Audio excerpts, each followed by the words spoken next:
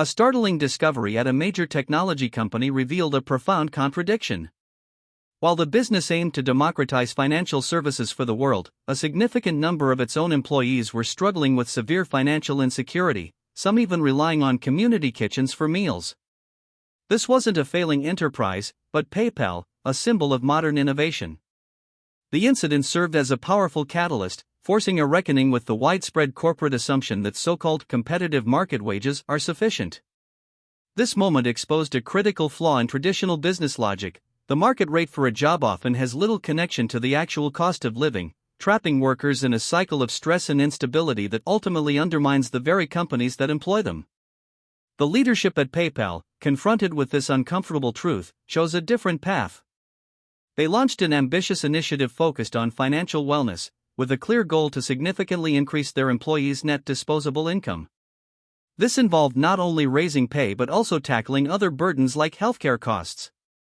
The move represented a fundamental shift from viewing labor as a mere cost to be minimized to understanding it as a vital asset to be nurtured. The program acknowledged that financial well-being is multifaceted and that a thriving workforce is not an expense, but the cornerstone of a resilient and customer-centric operation. PayPal's experience demonstrated that corporate prosperity and employee financial security are not opposing forces, they are intrinsically linked, each fueling the other. This story is a microcosm of a much larger, systemic issue. The conventional approach to jobs, especially in service and retail sectors, creates what can be termed a vicious cycle. Low pay, unpredictable schedules, and minimal investment in training lead to high employee turnover, chronic understaffing, poor service, and operational chaos. Managers in these environments are perpetually firefighting, unable to plan or improve processes. Customers experience the results directly through mistakes, long waits, and disengaged staff, which drives them away and hurts sales. The company then feels pressured to cut costs further, deepening the cycle of poor job quality. It is a self-defeating strategy that sacrifices long-term health for short-term budgetary optics. In stark contrast, the book makes a compelling case for a virtuous cycle powered by a good jobs system.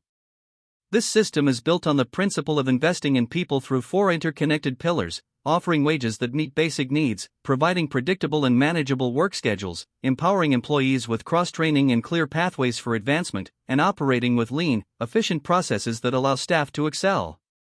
When companies commit to this model, a powerful transformation begins. Employees feel valued and secure, which drastically reduces turnover and builds a deep reservoir of institutional knowledge and experience. This stable, skilled workforce directly translates into superior operational performance. Work gets done right the first time, customer service improves dramatically, and innovation becomes possible because employees are engaged and have the capacity to think critically. Happy employees create happy customers, leading to increased sales and profitability. This newfound financial health allows the company to reinvest further in its workforce, strengthening the virtuous cycle. The model proves that operational excellence is impossible without a foundation of good jobs. It reframes investment in employees not as a charitable act or a compliance issue, but as the most strategic driver of efficiency, quality, and growth. Implementing this system requires a radical rethinking of leadership priorities. Executives must move beyond spreadsheet-driven cost control and develop a nuanced understanding of how their frontline operations truly function. It involves designing every process, from inventory management to sales targets, with the goal of enabling employees to be effective and to find meaning in their work.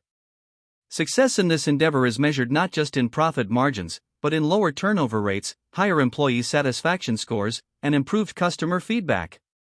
The book argues that this is not a utopian ideal for a select few companies, it is a practical, evidence-based strategy available to any organization willing to challenge the stagnant norms of the working world. Ultimately, the case presented is both an economic argument and a moral one.